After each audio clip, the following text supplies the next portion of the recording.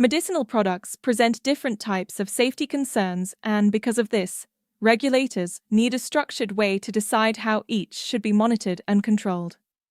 Risk categories provide this structure by grouping safety issues according to the strength of evidence and the extent of missing knowledge.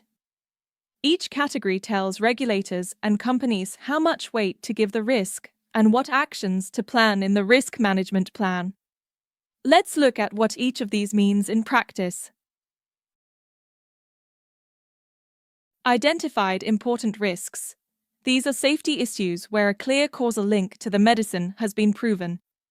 They are the strongest category of risk because the evidence is consistent across trials, post-marketing data, or both.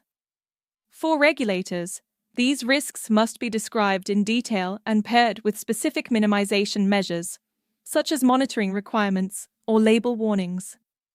In practice, this means you cannot simply acknowledge the risk.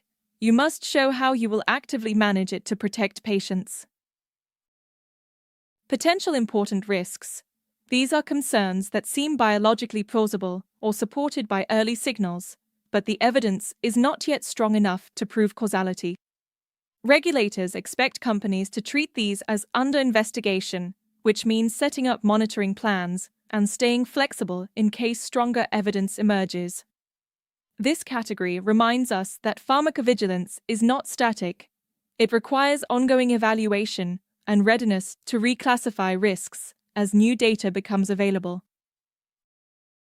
Missing information. This classification captures the gaps in our knowledge, not risks in themselves, but areas where safety data is incomplete. These gaps are often tied to specific populations or long-term use, such as children, pregnant women, or patients with comorbidities. Regulators expect you to highlight missing information clearly and propose ways to address it, such as targeted studies, registries, or additional monitoring. This ensures the RI's management plan remains proactive and future-focused, rather than reactive. By distinguishing between identified important risks, potential important risks, and missing information, you can structure safety concerns in a way that regulators understand and trust. This structured approach not only strengthens compliance, but also ensures that patient safety remains at the center of every decision. In the next chapter, we'll explore how pharmacovigilance activities and risk minimization measures build on this foundation to actively monitor and reduce risks in practice.